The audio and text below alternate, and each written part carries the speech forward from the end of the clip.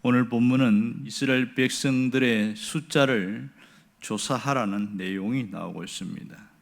그래서 이 조사하는 것을 인구조사가 민수기에서 2번 나오고 또 다윗 시대에 인구조사한 이런 일들이 있습니다. 인구를 조사하는 목적은 2가지 때문입니다. 하나는 세금 문제입니다. 세금을 더 정확하게, 더 많이 거두기 위한 목적으로 인구를 조사하고, 또 하나는 전쟁에 징집할 수 있는 남자들을 모으기 위해서 인구를 조사하는 일이 생깁니다. 그런데 오늘 여기 본문에서는 전혀 다른 이유를 말하고 있습니다. 인구를 조사하는 이유가 뭐냐? 생명의 속전을 내게 하기 위해서다, 이렇게 말을 하고 있습니다. 자, 그러면 궁금한 건 뭐냐면, 과연 옛날에는 인구조사를 어떻게 했을까? 그것이 참 되게 궁금해요. 12절에 보면 13절에서 너는 계수할 때에, 이 계수라는 말이 원어 뜻을 보니까 선을 이리 그어놓고 한 사람이 건너가게끔, 한 사람씩 건너가게 했다, 이렇게 나와 있습니다. 그러면 각 지파별로, 또 그리고 지파에는 각 가문별로 이렇게 해서 인구 조사가 되었을 가능성이 많다, 이런 것을 알 수가 있습니다. 자, 여기서 생명의 속전을 말하고 있는데, 생명의 속전을 여호와께 드릴지니 이렇게 말합니다. 그러면 생명의 속전이 뭐냐? 이게 궁금한 거죠. 속전이라는 원래 뜻은 죄를 보상하는 돈, 이런 뜻입니다. 그럼 왜 속전을 내라고 했는가? 이 점이 우리를 상당히 궁금하게 만들고 있습니다. 속전이라는 이 히브리어 단어가 코페르, 이런 뜻인데, 이 코페르는 몸값을 치르고 석방시키다, 이런 뜻이에요. 그러니까 생명의 속전이라는 것은 그 사람의 죄의 값을 돈으로 지불하는 것, 이렇게 말할 수 있죠. 죄를 속하기 위해서 속전, 돈을 냈다, 이렇게 할 수 있습니다. 그럼 이 돈을 내라고 하는 이유가 뭘까? 그것이 12절에 보면 그들 중에 질병이 없게 하려 합니다. 결국은 병이 없게 하기 위해서다, 이런 뜻인데요. 그러면 이런 의문점을 갖게 되죠. 과연 속전을 내면 모든 질병이 다 사라지고 전혀 병에 걸리지 않는가, 이런 생각을 할 수도 있고요. 또 속전을 내지 않으면 질병이 끊임없이 찾아오는가, 반대로 생각할 수도 있습니다. 왜 속전을 내야 질병에서 벗어난다, 이렇게 이야기를 할까요? 이 질병이라는 히브리어 단어 자체가 보면 사실은 전염병, 그렇게 옛날 성경에는 번역이 되어 있는데, 온역, 전염병.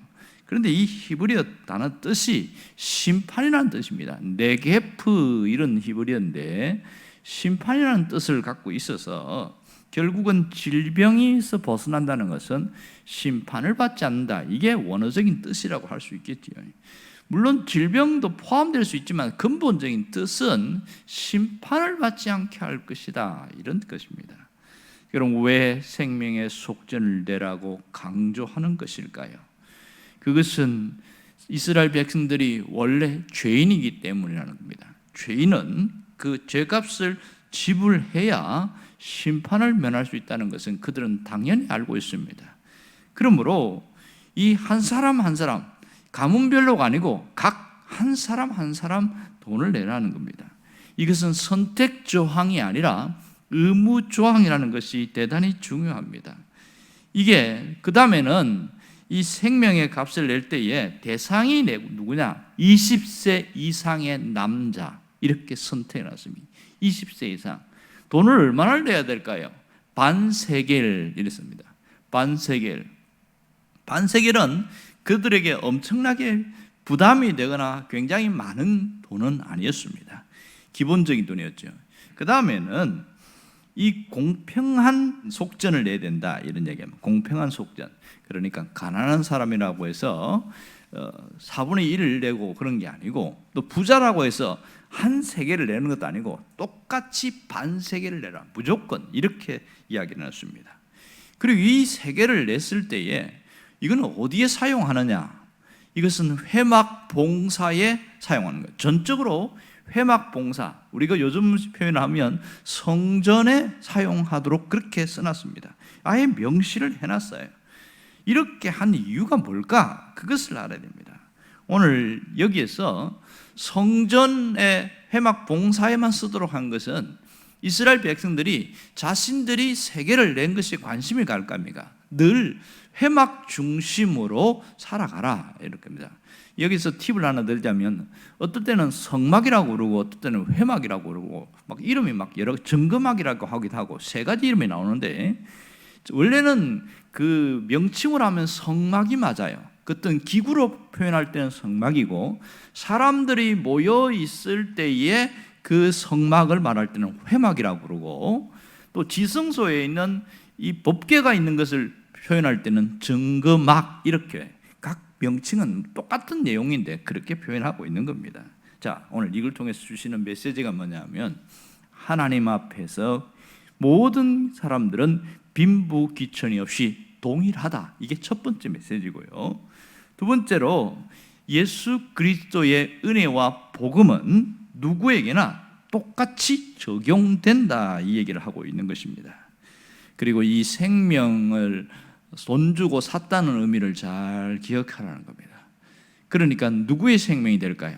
그들은 생명의 속전을 냈기 때문에 이제는 자신의 몸이 하나님의 것이다, 그걸 잘 알고 있습니다. 그들 노예로 살아왔기 때문에 그 부분은 굉장히 익숙하단 말이에요. 이것은 우리에게, 우리가 예수를 믿으면 나의 몸이 아니라 그리스도께 속했다, 이것을 기억하라는 겁니다.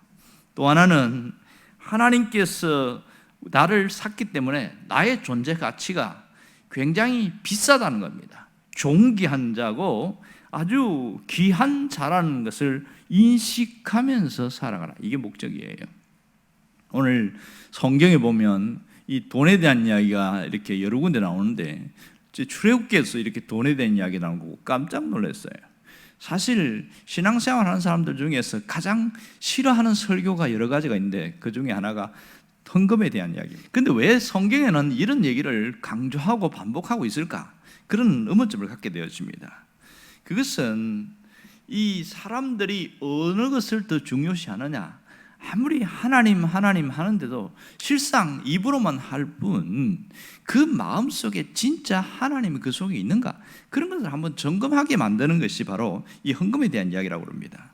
그런데 어떤 분이 써놓은 거 보니까 헌금 설교에 불편해하는 이유가 4가지가 있다, 이렇게 이야기합니다. 하나는 돈이 세상에서 가장 귀한 것으로 그가 여기고 있기 때문에 이것은 굉장히 불편하게 여긴다는 겁니다. 또 하나는 돈은 내 것이다, 내 것이라는 사상이 굉장히 강하다는 것이고, 세 번째는 아직도 나에게는 부족하다, 그래서 낼 게 없다, 그런 의식이 강하다는 거예요. 네 번째는 이 세상에서 잘 먹고 잘 사는 것이 복이라는 이런 생각을 갖고 있는 사람들은 이 헌금에서 상당히 불편해한다, 그런 얘기를 하고 있습니다.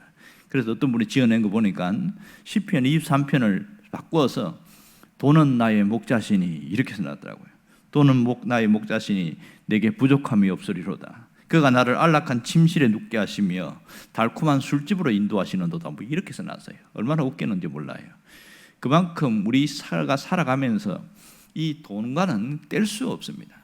그런데 하나님께서 돈보다 더 중요한 게 있다고 이야기합니다. 그것이 뭐냐? 생명이라는 거예요. 생명.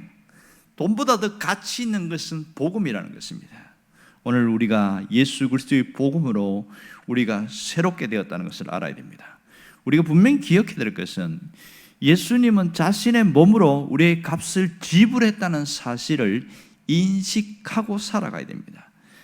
그래서 고린도전서 7장에도 보면 너희는 값으로 산 것이니 사람의 종이 되지 말라, 이런 얘기를 하고 있습니다. 그래서 죄 값을 샀다는 것입니다. 근데 그냥 단순히 이것을 깊이 인식하지 못하는 사람은 내가 예수 믿은 것이다, 내가 신앙 고백으로만 예수 믿은 것이다, 이런 생각에서 더 벗어나지 못합니다. 그러다 보니까 내 가치를 잘 모르는 거예요. 자신이 믿어서 된 것으로 하지만 실상은 주님이 모든 것을 지불한 것이 전제된 것을 놓쳐버린 것이 문제고요. 그러니까 어떻게 살아야 하는 부분에서는 상당히 놓치고 살아가는 경우가 많습니다. 어떻게 살아야 하느냐? 나는 값을 지불받고 이렇게 살아가는 존재이기 때문에 내가 헛되이 살아서는 안 된다. 그런 의식을 갖고 살아간다는 겁니다. 이것을 안다면 말입니다. 그만큼 또 하나는 내 생명의 가치가 소중하고 귀하게 여기는 겁니다. 스스로 귀하게 여기는 것이지요. 이런 자신의 가치에 대해서 새롭게 재평가하는 것이 바로 속전에 대한 이야기입니다. 그리고 이 모든 속전을 회막 봉사에 쓰게 한 것은 그들이 성전 중심으로 신앙생활 하기를 원하는 하나님의 그 마음 때문에 그렇습니다. 우리가 교회라는 게 왜 필요하냐?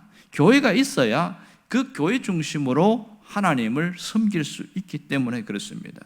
이런 것이 안 되어지면 무교회주의자가 되어버린 경우가 굉장히 많지요. 그 사람이 경건한지 그렇지 않은지 뭘로 판단할 수 있습니까?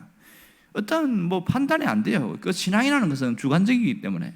그러나 어떤 예배 모임이라든지 그의 봉사라든지 그런 헌신하는 모습 보면 그 사람의 모든 신앙이 평가되어지는 거죠. 그게 무엇을 중심으로 이루어집니까? 교회를 통하여 이루어지고 있습니다. 자, 오늘 여기서 우리가 깊이 생각하고 결단해야 될 것은 나의 가치를 스스로 떨어뜨리는 일이 없기를 원하는 겁니다. 이게 하나님이 원하시는 거예요. 내 가치를 스스로 떨어뜨리고 무너뜨리는 것이 가장 하나님이 근심되게 하는 것이다. 반대로 내가 귀한 줄 안다면 내 모든 시간과 생명 모든 것으로 누구를 위하여 살아가냐? 하나님을 높이고 그리스도를 위하여 살아가는 것. 그것이 가장 마지막 하나님 앞에 가면 다 그것만 남는다는 거죠. 이 세상에 불탈 때에 모든 것이 다 없어지는데 남아있는 것은 뭐라고 그럽니까? 오직 정금 같은 믿음만 남아있다고 그러거든요. 믿음은 불타지 않는다. 그 믿음이 무엇으로 나타납니까? 내가 살아가면서 이 땅에서 하나님 앞에 어떤 생각, 어떤 마음, 어떤 것 중심으로 살아갔는가? 그 신앙적인 것만 남더라. 이렇게 얘기를 하고 있습니다. 우리는 매일매일 똑같은 삶 가운데 살아가고 있습니다. 이런 삶 가운데 어떤 신앙생활을 할 것인가? 이런 것이 말씀으로 내 생각을 씻어내고 내 마음을 새롭게 하고 또 내가 그 말씀을 붙들고 나아갈 때에 우리는 점점 달라질 수 있다는 것을 알기를 원합니다. 나의 존재 가치를 귀하게 여기고 내 삶을 통하여 그리스도를 드러내는 자로 살아가기를 주의 이름으로 축원합니다. 기도하겠습니다.